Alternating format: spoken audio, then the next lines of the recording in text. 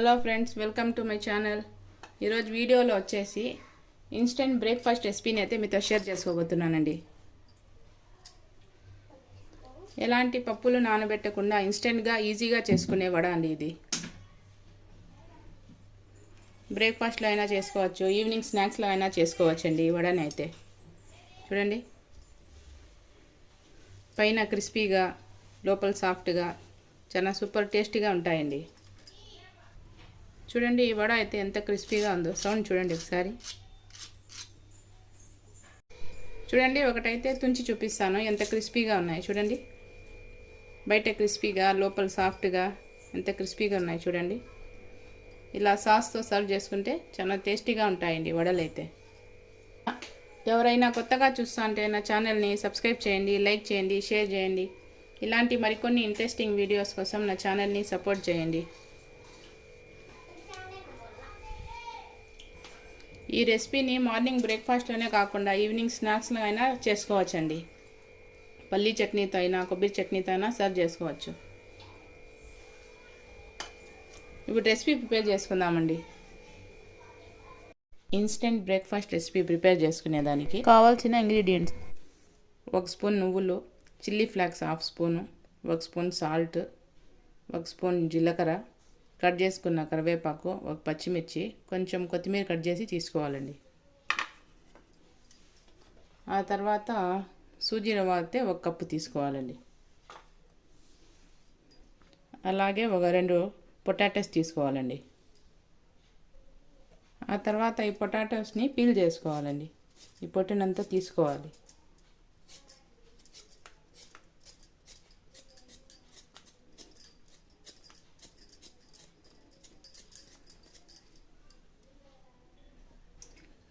పొటాటోస్ని ఇట్లా పొట్టు తీసుకున్న తర్వాత వాష్ చేసుకొని గ్రేటెడ్ తీసుకొని తురుముకోవాలండి.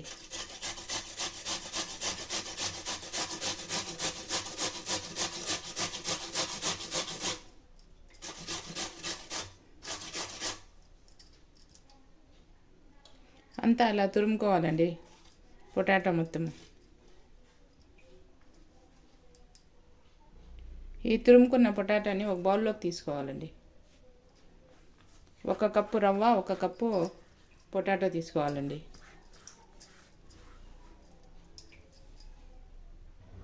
ఆ తర్వాత స్టవ్ మీద ప్యాన్ పెట్టుకొని ఆయిల్ వేసుకోవాలండి.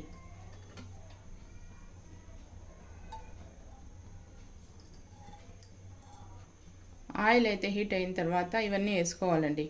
కొత్తిమీర, కరివేపాకు, పచ్చిమిర్చి, జీలకర్ర, సాల్ట్, చిల్లీ ఫ్లేక్స్, నువ్వులు వేసుకోవాలండి. ఇవన్నీ ఒకసారి అట్లా కలుపుకొని వాటర్ని యాడ్ చేసుకోవాలండి. 1 గ్లాస్ వాటర్ యాడ్ చేసుకోవాలి. ఈ వాటర్ని బాయిల్ చేసుకోవాలి. వాటర్ అయితే బాయిల్ అయితే ఉన్నాయి. ఇప్పుడు ఇందులో 1 కప్పు రవ్వను వేసుకోవాలండి. ఆ తర్వాత తురుముకున్న పొటాటోని వేసుకోవాలండి. ఈ రెండింటిని బాగా కలుపుకొని కుక్ చేసుకోవాలి.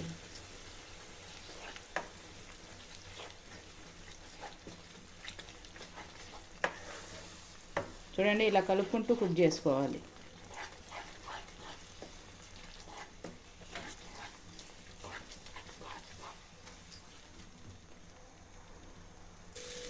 ఈ రవ్వని ఇలా కలుపుకుంటూ కొంచెంసేపు కుక్ చేసుకోవాలండి.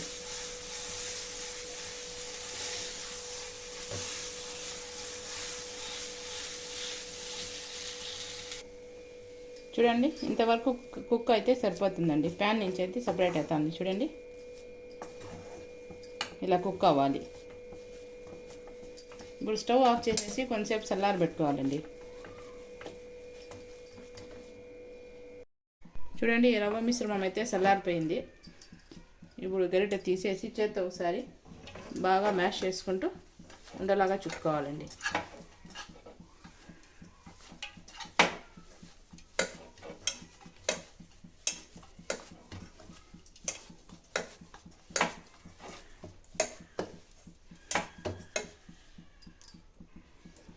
చూడండి, ఇలా కలుపుకున్న తర్వాత ఇందులో నుంచి కొంచెం కొంచెం తీసుకొని వడలాగా చుట్టుకోవాలండి.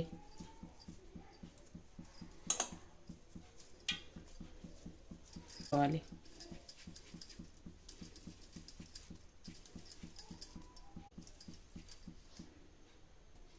ఇలా బాగా రౌండ్గా చేసుకోవాలండి. సైడ్స్ అనేటివి పగుళ్ళు రాకుండా ఉంటాయి. ఇప్పుడు మినపవడలాగా షేప్ చేసుకోవాలండి. చూడండి,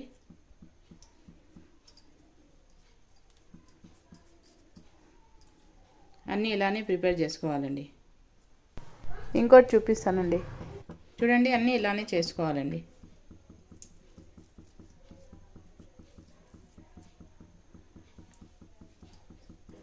ఇలా ప్రిపేర్ చేసి సైడ్లో పెట్టుకోవాలండి. ఈ వడల్ని ప్రిపేర్ చేసుకునే లోపు స్టవ్ మీద ప్యాన్ పెట్టి ఆయిల్ వేసుకొని హీట్ చేసుకోవాలండి. చూడండి, వడలన్నీ ఇలానే ప్రిపేర్ చేసుకోవాలండి. ఇప్పుడు ఆయిల్ హీట్ అయిందో లేదో చెక్ చేసుకుందామండి. ఆయిల్ అయితే హీట్ అయిపోయిందండి.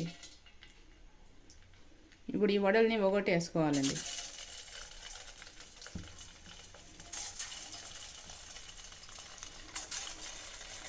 ఫ్లేమ్ని సిమ్లోనే పెట్టి డీప్ ఫ్రై చేసుకోవాలండి.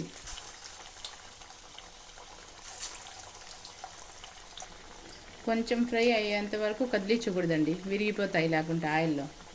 కొంచెం ఫ్రై అయిన తర్వాత ఇంకో పక్కకి టర్న్ చేసి కుక్ చేసుకోవాలి. ఇప్పుడు ఒకటి టర్న్ చేసుకోవాలండి. చూడండి,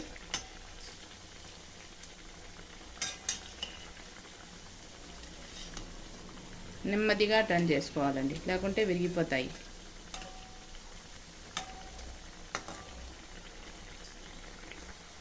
ఈ వడలు ఫ్రై అయ్యేదానికి కొంచెం టైం అయితే ఎక్కువనే పడుతుందండి. మినపవడ అయితే తొందరగా ఫ్రై అయిపోతుంది, ఇదైతే అంత తొందరగా కాదు, లోపల నుంచి కుక్ అవ్వాల. ఇలా కలుపుకుంటూ డీప్ ఫ్రై చేసుకోవాలండి. ఇందులో ఎలాంటి బేకింగ్ పౌడర్, బేకింగ్ సోడా ఏమీ అయితే వేయలేదండి. అయినా చూడండి ఎంత బాగా పొంగుతున్నాయో.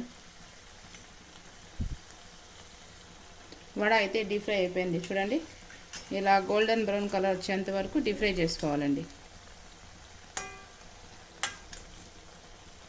ఒక ప్లేట్లో తీసుకుందాము. అన్నీ ఇలానే తీసుకోవాలండి.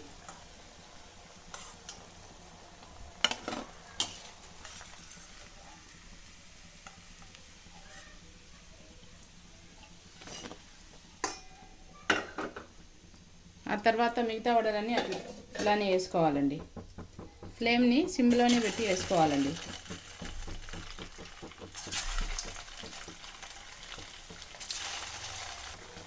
చూడండి, ఇలా గోల్డెన్ బ్రౌన్ కలర్ వచ్చేలాగా డీప్ ఫ్రై చేసుకోవాలండి. చూడండి, ఇవి కూడా డీప్ ఫ్రై అయిపోయినాయి. తీసేద్దామండి, స్టవ్ ఆఫ్ చేద్దాము.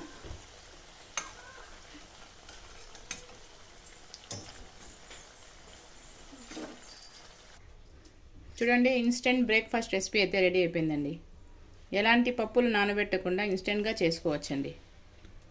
అంతేనండి, ఈ రెసిపీ అయితే కంప్లీట్ అయిపోయింది. ఈ వడల్ని ఒక సర్వింగ్ ప్లేట్లోకి తీసుకుందామండి. ఈ వడకి సైడ్ డిష్గా పల్లి చట్నీ అయినా బాగుంటుంది, కొబ్బరి చట్నీ అయినా బాగుంటుందండి. నేనైతే చట్నీస్ ఏం చేయలేదు, టొమాటో సాస్తో సర్వ్ చేసుకుంటున్నామండి. మా పిల్లలకి టమాటా సాస్ అంటే ఇష్టమండి. ఎవరైనా కొత్తగా చూస్తా అంటే నా ఛానల్ని సబ్స్క్రైబ్ చేయండి, లైక్ చేయండి, షేర్ చేయండి. ఇలాంటి మరికొన్ని ఇంట్రెస్టింగ్ వీడియోస్ కోసం నా ఛానల్ని సపోర్ట్ చేయండి. Hello friends, welcome to my channel. ఈరోజు వీడియోలో వచ్చేసి మిర్చి బజ్జీని అయితే మీతో షేర్ చేసుకోబోతున్నానండి. బయట బండి మీద చేసే మిర్చి బజ్జీని ఇంట్లోనే ప్రిపేర్ చేసుకుందామండి. చల్లని వాతావరణంలో ఈ రెసిపీని అయితే హాట్గా ఒకసారి ఇంట్లో ట్రై చేయండి. హెల్తీగా చేసుకోవచ్చండి బయట తెచ్చుకునే కన్నా. చూడండి, హాట్గా ఎమ్మీగా మిర్చి బజ్జీ అయితే ప్రిపేర్ చేసుకుందామండి. ఎవరైనా కొత్తగా చూస్తా అంటే నా ఛానల్ని సబ్స్క్రైబ్ చేయండి, లైక్ చేయండి, షేర్ చేయండి. ఇలాంటి మరికొన్ని ఇంట్రెస్టింగ్ వీడియోస్ కోసం నా ఛానల్ని సపోర్ట్ చేయండి. ఇప్పుడు రెసిపీ ప్రిపేర్ చేసుకుందామండి. మిర్చి బజ్జీ చేసుకునేదానికి ఇలా పెద్ద మిర్చిలు అంటే తీసుకున్నానండి. దీనికి మధ్యలో కట్ చేసి సీడ్స్ని తీసుకోవాలండి.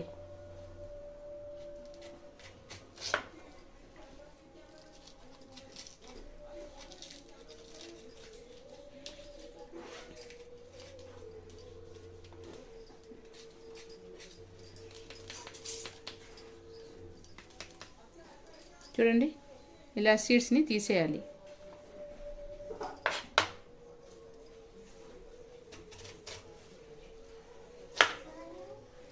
ఈ సీడ్స్ ఉంటే కొంచెం కారంగా ఉంటుంది, అందుకని తీసేస్తా ఉన్నానండి.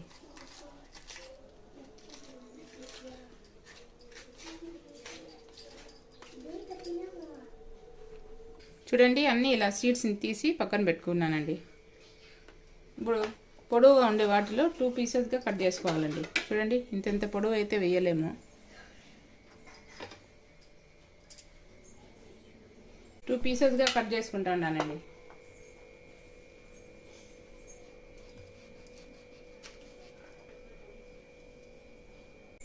చూడండి, ఇలా మిర్చి అయితే కట్ చేసుకొని పెట్టుకున్నానండి. పిండిని కలుపుకుందామండి మిర్చి బజ్జీ కోసము.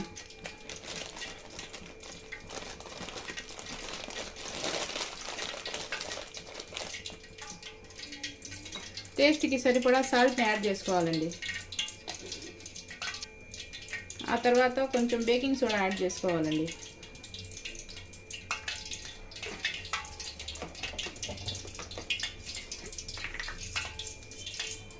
ఆ తర్వాత జీలకర్ర కొంచెం యాడ్ చేసుకోవాలి. ఆ తర్వాత వాటర్ యాడ్ చేసుకొని పిండిని కలుపుకోవాలండి.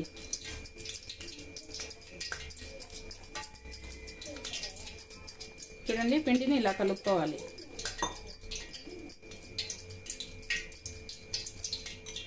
కన్సిస్టెన్సీ అయితే లూజ్గా ఉండకూడదండి.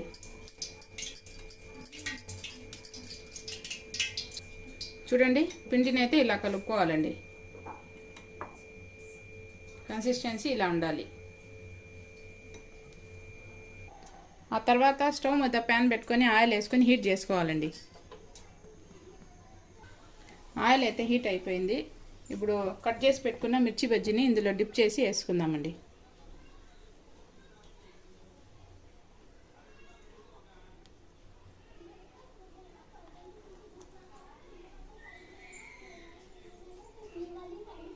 ఇలా వేసుకోవాలండి. చూడండి, అన్నీ ఇలానే వేసుకోవాలండి.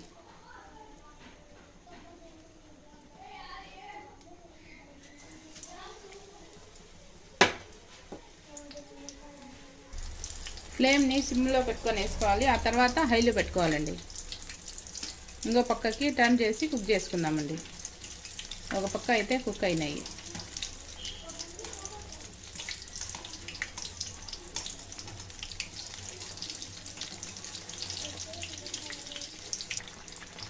చూడండి, ఇలా 2 వైపులా డీప్ ఫ్రై చేసుకోవాలండి. చూడండి, ఇలా ఈ మిర్చీస్ అయితే డీప్ ఫ్రై అయిపోయినాయండి. ప్లేట్లోకి తీసుకుందాం. ఆయిల్ని బాగా తీసేసి ఇలా ప్లేట్లోకి తీసుకోవాలండి. చూడండి, మిగతావన్నీ కూడా ఇలానే వేసుకోవాలండి. ఫ్లేమ్ని సిమ్లోనే పెట్టి వేసుకోవాలి.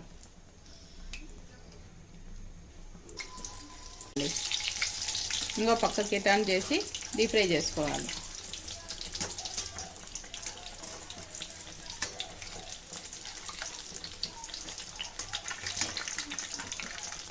చూడండి, ఇవి కానీ డీప్ ఫ్రై అయిపోయినాయి. ప్లేట్లోకి తీసుకుందామండి.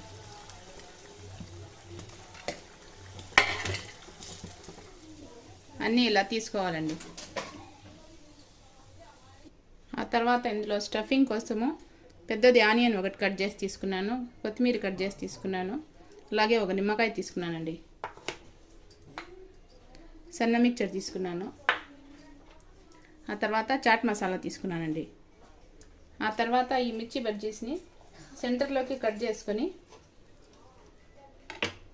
స్టఫింగ్లో ఆనియన్ కొత్తిమీర వేసుకోవాలండి.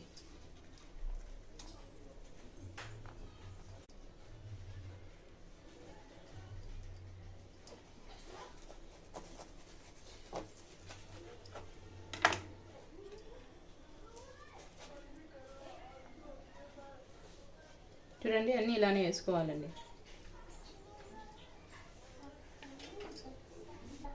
ఈ మిర్చి బజ్జీని ఒక సర్వింగ్ ప్లేట్లోకి తీసుకుందామండి. ఇలా తీసుకొని సన్న మిర్చిని యాడ్ చేసుకోవాలండి.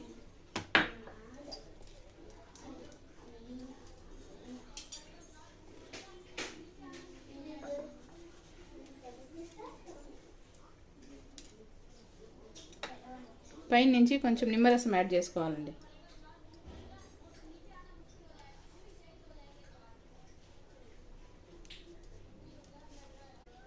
చూడండి ఫ్రెండ్స్, అన్నీ ఇలా ప్రిపేర్ చేసుకొని హాట్గా తినేయడమేనండి. సూపర్ టేస్టీగా ఉంటాయి. అంతేనండి, హాట్గా మిర్చి బజ్జీ అయితే రెడీ అయిపోయిందండి. ఎవరైనా కొత్తగా చూస్తా అంటే నా ఛానల్ని సబ్స్క్రైబ్ చేయండి, లైక్ చేయండి, షేర్ చేయండి. ఇలాంటి మరికొన్ని ఇంట్రెస్టింగ్ వీడియోస్ కోసం నా ఛానల్ని సపోర్ట్ చేయండి. ఇట్లా అయినా సర్వ్ చేసుకోవచ్చు, లేకుంటే చాట్ మసాలా కొంచెం యాడ్ చేసుకొని సర్వ్ చేసుకోవచ్చండి.